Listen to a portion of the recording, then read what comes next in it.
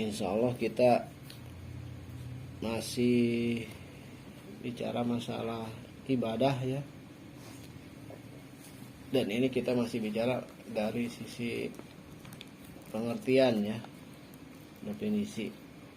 Kemarin sudah dibahas dari segi bahasa ya, ta'rif lughah ya, pengertian secara bahasa dan secara istilah. Untuk mengingatkan kembali bahwa memang seperti yang pernah disampaikan bahwa setiap kita ingin tahu maksud dari sebuah istilah ya dalam din, kita harus melihat dulu dari segi ta'rif ya. Ta'rif terbagi dua, yaitu dari mulai ta'rif secara lughah, secara bahasa, dan secara istilah begitu. Dari sanalah kita berangkat begitu ya, dari sanalah kita mulai bisa menyimpulkan apa yang dimaksud dengan sebuah istilah. Seperti yang kita bahas kali ini, membahas tentang ibadah gitu ya. Yang dilihat, yang kita bisa, apa yang kita bisa simpulkan dari beberapa bahasan sebelumnya tentang ibadah itu ya. Dan dari pengertian ibadah itu sendiri ada yang masih tertinggal nih ya. Jadi belum selesai, satu poin lagi. Kalau kita sudah lihat kemarin tuh definisi ibadah dari mulai lughah, terus dari istilah, kemudian juga ada beberapa pendapat dari para ulama begitu ya.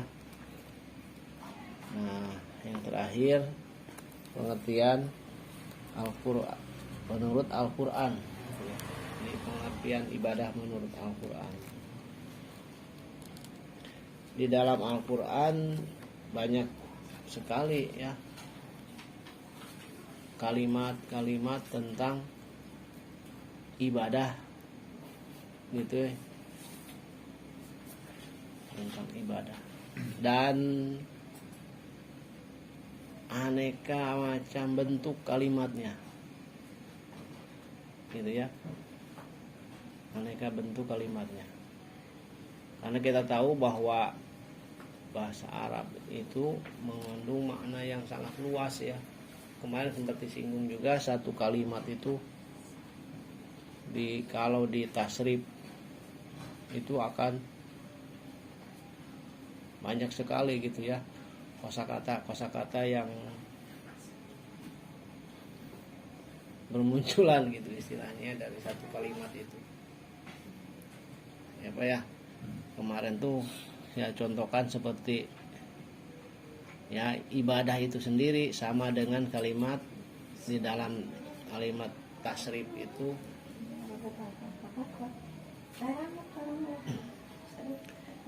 nasoro ya, nasoro, yansuru, nasron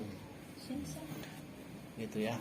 Jadi dalam tasrifan itu banyak sekali ya, dari mulai fi'il madi sebagai kata dasar ya, fi'il madi, fi'il mudhari, fi'il amal, dan segala macam. Jadi dari satu kata, dari satu kalimat itu seperti nasoro itu akan berkembang banyak gitu. Nasoro, yansuru, nasron, nasirun, mansurun, unsur, latansur, mansurun, minsurun. Itu 10 ya kan. Dari 10 itu yang pertama nasoro kan, nasoro ditasrif lagi nasoro, nasoru, nasoro, nasoru, nasorot, nasorota, nasorna, nasorta, nasortuma, nasortum, nasorti, nasortuma, nasortuna, nasortu, nasorna. Berapa itu? 14. Yang suruh Ya biar paham sedikit ya gambarannya aja ya. Yansuru, yansuroni, yansuroni, tansuroni, yansurna. Itu nanti sampai 14 juga. Begitu. Ya. Fi'il madi, fi'il mudhari, nasoro yansuru nasron itu masdar. Fi'il amar ditasrif lagi. Ya kan? Fi'il nahyi ditasrif lagi. Jadi berapa itu? Kalau 10 satu jadi 10, yang 10 jadi 14. Berapa itu? 140. Gitu ya. Jadi sampai kepada 140 kalimat dari satu kalimat itu. Ya. Begitu.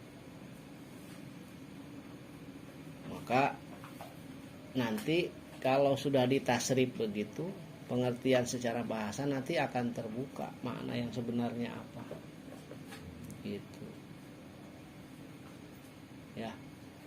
Jadi ibadah itu kemarin kita bahas dari segi lugah saja sudah jelas ya bahwa itu adalah sebenarnya kalimat yang digunakan oleh orang-orang sebelum Islam ya, dari para nabi sebelum Nabi Muhammad bahkan ya, dari umat-umat terdahulu pun memang ya di dalam bahasa Arab yang namanya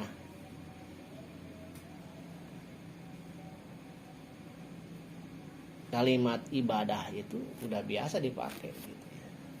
Cuman konotasinya itu yang namanya ibadah itu memang kalau secara bahasa saja sudah luas gitu ya. Artinya itu sangat luas ya. Sampai kepada istilah-istilah yang digunakan untuk ya, untuk perbudakan ya, yang kita kenal ya kan. Yang namanya perbudakan juga yang dipakai istilahnya kan ibadah. Gitu ya. Maka ibadah itu diartikannya itu ya perbudakan. Sebenarnya mah awal kata awal ya. Kalau sudah perbudakan ya, di sana ada ketaatan, di sana ada ketundukan, ada kepatuhan yang mutlak sifatnya gitu ya kan, tanpa syarat gitu ya, tanpa syarat. Tunduk, taat, patuh tanpa syarat. Gitu. Nggak ada alasan apapun. Kan begitu ya. Jadi seolah-olah Allah tuh ingin memberikan sebuah apa ya namanya ya? Ingin memberikan sebuah dengan kalimat ibadah, ingin memberikan sebuah penjelasan gitu ya, ingin membuat sebuah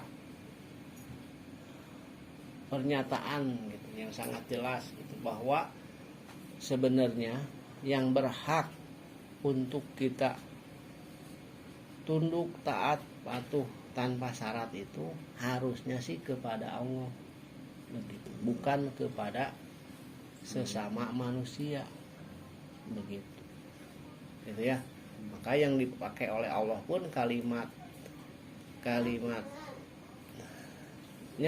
ya ibadah juga. Gitu ya. Gitu. Karena itu tadi memang makna ibadah itu tadi ya.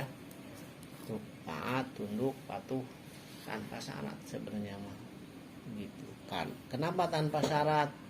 Karena memang yang namanya perbudakan itu kemarin disampaikan juga, yaitu karena memang ada akad jual beli sebelumnya kan begitu ya.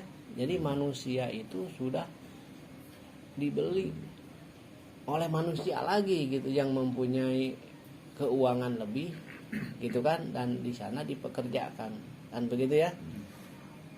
Maka kalau sudah begitu tanpa syarat gitu ya, taat tunduk patuh karena dia sudah statusnya sudah dibeli.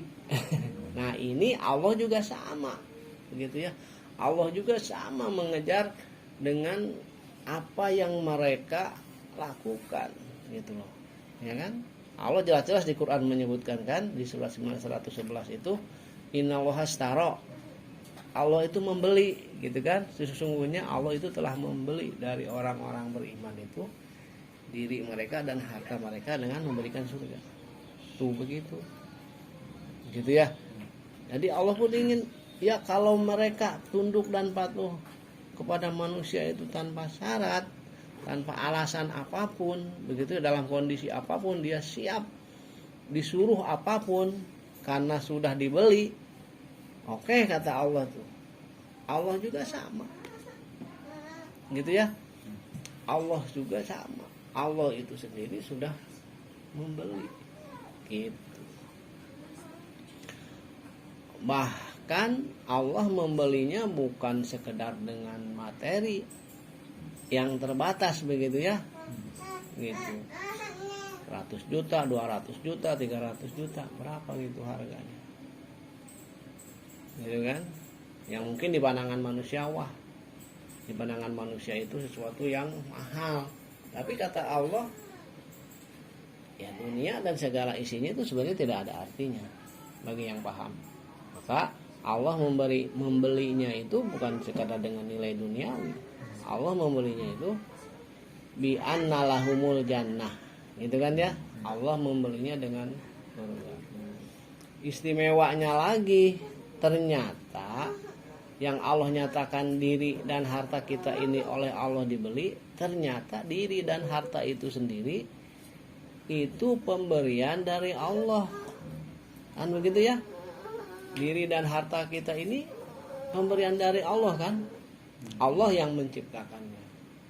Allah yang memberikannya kepada kita. Gitu. Kalau yang manusia tadi kan dia nggak ada sedikit pun, ya kan, dalam proses penciptaan dan lain sebagainya. Ini Allah yang notabene, makanya di surat 5156 tuh ingin memberikan penjelasan kepada kita. Kata Allah itu wa ma khalaqtul jinna wal insa illa liya'buduni, gitu kan ya. Itu artinya ya dengan Allah menciptakan manusia itu sendiri, Allah itu ingin menjadikan manusia itu tunduk dan taat patuh kepada Allah sebagai zat yang telah menciptakannya begitu. Gitu ya.